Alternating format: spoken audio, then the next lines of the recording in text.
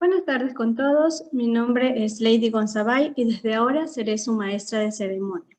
Antes de empezar, me gustaría recordarles que cualquier pregunta que les surja acerca de las ponencias pueden realizarla en el chat de Zoom a la sesión que dice preguntas al ponente. A continuación, me place presentar a Salomé Calvolpiña, quien es Research Assistant en Neural y el día de hoy nos va a hablar el siguiente tópico. ¿Y tú podrías predecir una epilepsia post-ictus? Bienvenida, Salomé. Muy buenos días con todos. Mi nombre es Salomé Piña y les voy a presentar sobre ¿y tú podrías predecir una epilepsia post-ictus? Bueno, para empezar hablemos de qué es la epilepsia post-ictus. En sí, la epilepsia es la presencia de convulsiones recurrentes. Epilepsia post-ictus ocurre cuando una persona primero desarrolla un accidente cerebrovascular y después de un tiempo empieza a tener epilepsia. Entonces, este es un tema muy importante y muy preocupante debido a que se dice que el 7% de personas que desarrollan un accidente cerebrovascular van a desarrollar epilepsia. Entonces, esto es más preocupante sobre todo en ancianos. Ahora las personas viven más tiempo y debido a que el avance tecnológico, las personas que tienen un accidente cerebrovascular tienen mayor probabilidad de sobrevivir, pero que sobrevivan no quiere decir que van a vivir bien o no van a tener comorbilidades. Una de las comorbilidades más frecuentes sería epilepsia post-ictus. Se dice que el 55% de diagnósticos nuevos de una epilepsia de nueva aparición se dan debido a epilepsia post-ictus. Entonces, es un tema muy prevalente y es más preocupante debido a que la presencia de una convulsión después de un accidente cerebrovascular aumenta el riesgo de un nuevo accidente cerebrovascular en un 20%. Entonces, primero empecemos con términos. ¿Qué es un accidente cerebrovascular? Bueno, un accidente cerebrovascular es la presencia de una alteración en la perfusión en una zona del cerebro. Por ejemplo, hay una obstrucción y por ello no pasa suficiente sangre a cierta zona. Entonces, esto es debido a que la sangre contiene o sea, nutrientes esenciales, como por ejemplo oxígeno y glucosa, que son en el caso de la glucosa es la principal fuente de energía a nivel del sistema nervioso. Entonces, los tipos de accidente cerebrovascular son de dos tipos, puede ser isquémico o hemorrágico. Isquémico, por ejemplo, por una obstrucción, y hemorrágico es decir, una fuga de sangre. Bueno, entonces, en los accidentes cerebrovasculares isquémicos, un accidente cerebrovascular isquémico ocurre cuando hay una obstrucción, por ejemplo, a nivel local se desarrolla una placa de aterosclerosis y si esta placa crece mucho más con el paso del tiempo, se llena de más grasa, de más calcio, proteínas, células, va obstruyendo la luz del vaso sanguíneo y con ello causa que la zona distal a la obstrucción no se irrigue de manera adecuada. El accidente cerebrovascular isquémico entonces puede ser trombótico, el que se da por una obstrucción a nivel local, embólico, es decir, un viaje de una masa, por ejemplo, podría ser la presencia de aterosclerosis o también podría ser por hipoperfusión, es decir, un corazón que no funciona de manera adecuada, no va a bombear suficiente sangre a nivel distal y con ello no se va a perfundir de manera adecuada el sistema nervioso del cerebro. Un accidente cerebrovascular, en cambio, hemorrágico ocurre cuando hay una fuga de sangre en el vaso sanguíneo. Por ejemplo, digamos que el vaso es como una manguera. Si es que existe una fuga, la sangre pasa hacia el parenquima cerebral y no pasa hacia donde debería, hacia distal. Entonces, por ello ocurre un accidente cerebrovascular hemorrágico. Y esto es importante saberlo debido a que dentro de los predictores de accidente cerebrovascular hemorrágico es uno de los predictores más fiables de una epilepsia post-ictus. Entonces, primero empecemos con convulsiones post-ictus.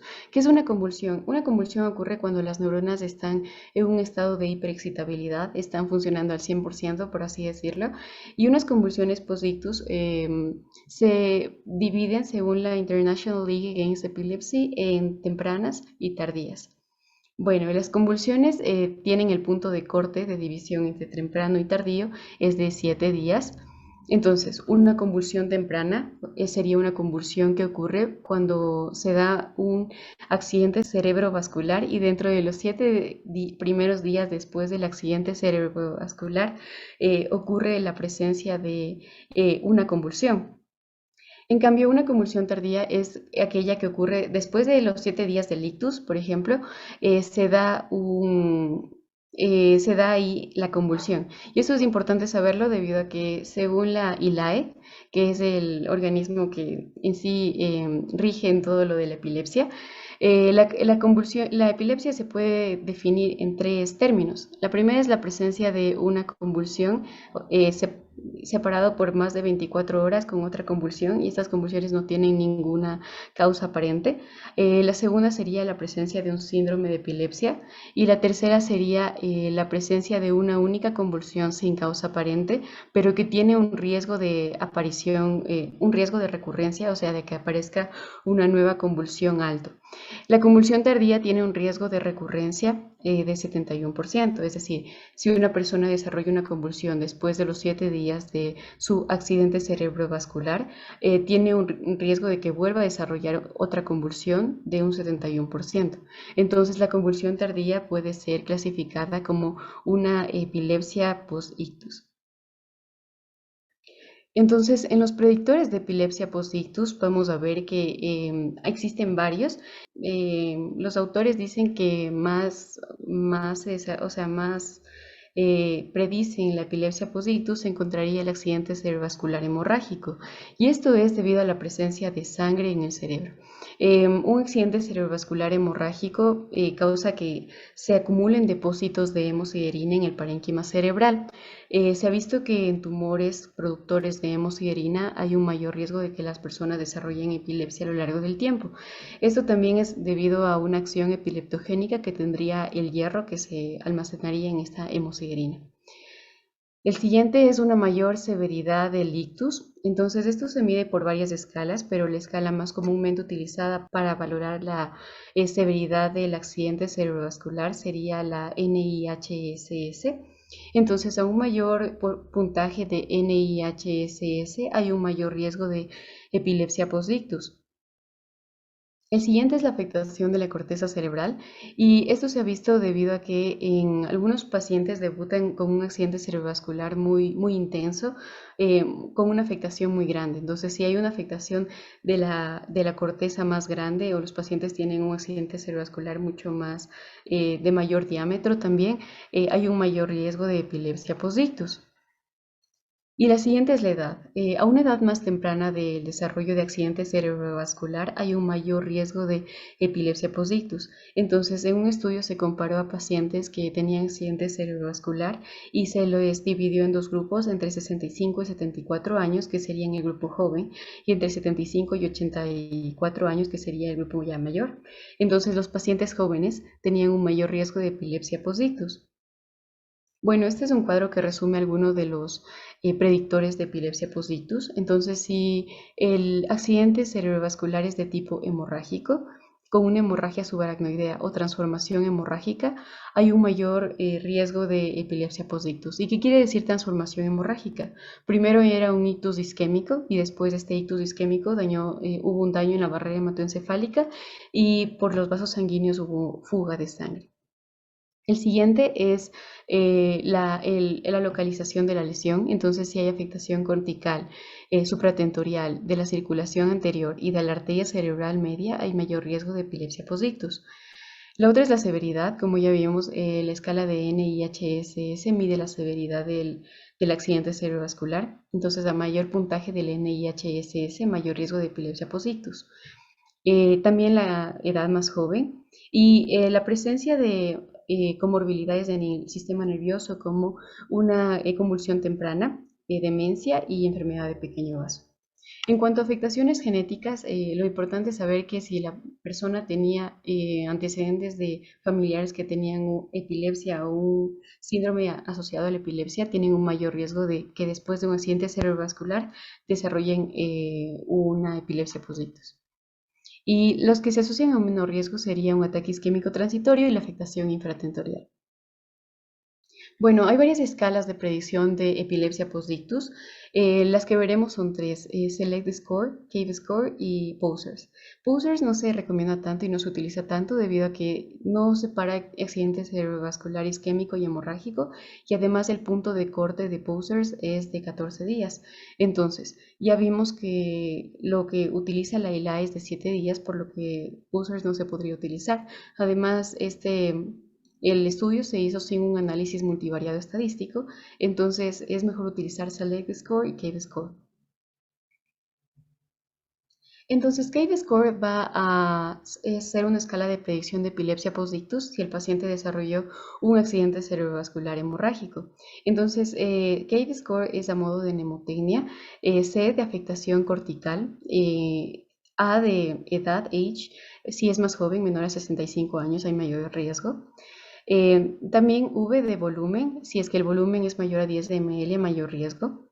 Y también E de la presencia, si hubo una convulsión temprana y un mayor riesgo de epilepsia postictus.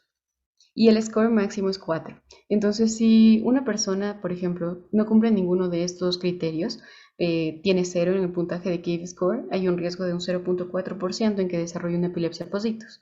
Pero si cumple 4 de estos criterios, tendría un riesgo de 64% de desarrollar epilepsia postictus.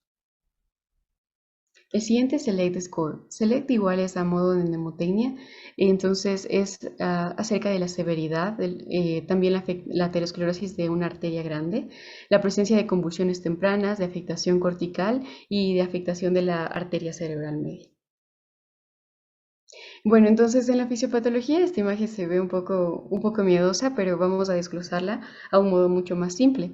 La fisiopatología de la epilepsia postictus se encuentra la pérdida de integridad de la barrera hematoencefálica, también el incremento de neurotransmisores. Debemos recordar que el neurotransmisor excitador por excelencia en el sistema nervioso es el glutamato, y el inhibidor por excelencia sería el ácido gamma aminobutírico, el GABA.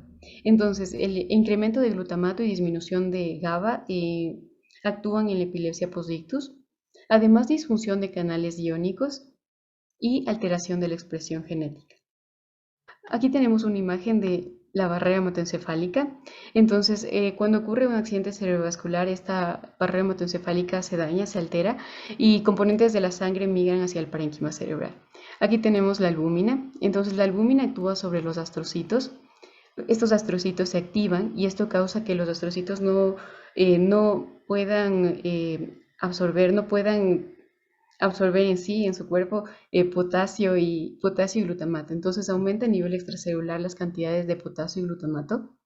Y a nivel de las neuronas, estas, debido al incremento de potasio y glutamato extracelular, van a excitarse y esto va a producir una convulsión.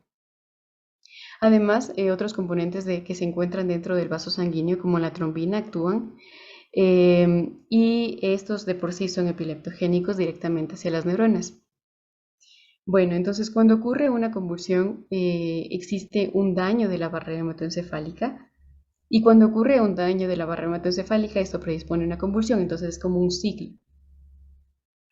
Además de ello, debido a la presencia de isquemia, las células, las neuronas se mueren y con ello liberan algunos neurotransmisores, recordando que los neurotransmisores se encontraban almacenados en las vesículas presinápticas. Entonces, se liberan sustancias de glutamato y el glutamato produce una convulsión debido a hiperexcitabilidad neuronal.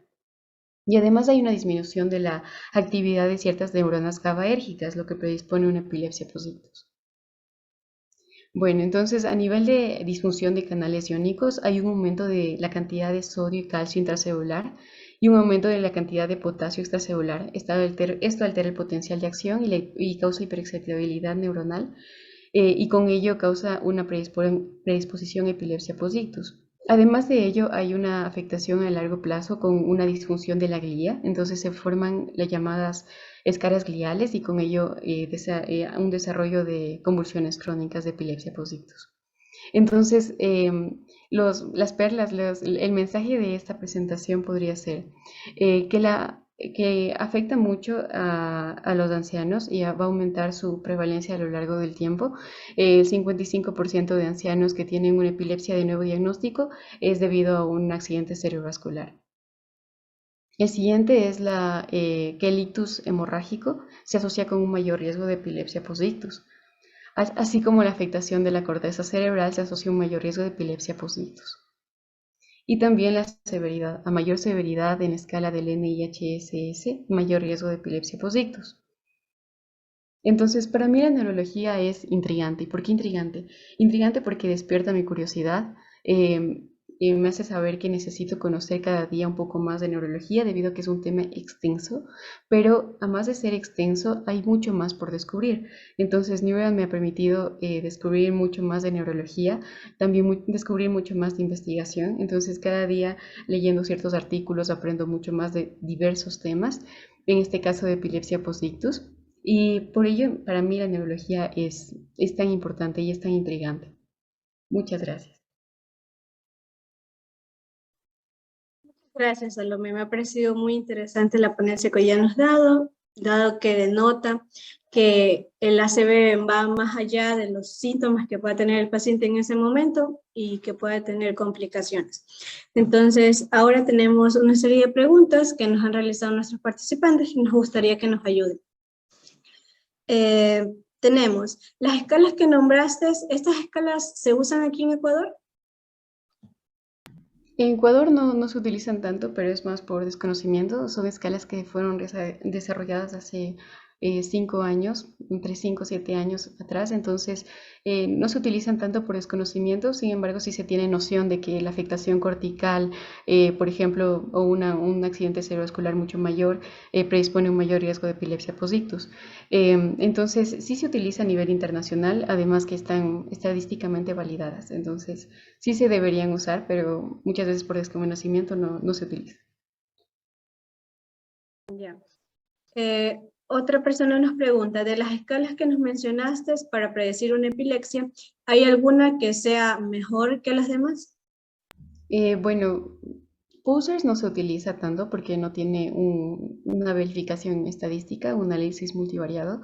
Cave Score y Select Score son los mejores, entonces cada uno para su tema, como Cave Score si es que el paciente tuvo un accidente cerebrovascular hemorrágico y Select Score si es que el paciente tuvo un accidente cerebrovascular de tipo isquémico. Ya. Hay que ser un experto en el tema de neurología para poder predecir una epilepsia postictus. No se necesita ser un experto en neurología, sino tener una noción de que si hay una afectación de unas ciertas células, esta afectación va a ser crónica, o sea, las células en sí se van a quedar un poco enfermas, entonces no se necesita ser un experto, pero sí tener una noción de los predictores, ¿no? De la afectación cortical, de la que si hay mayor severidad del accidente cerebrovascular es más probable que desarrolle una epilepsia postictus.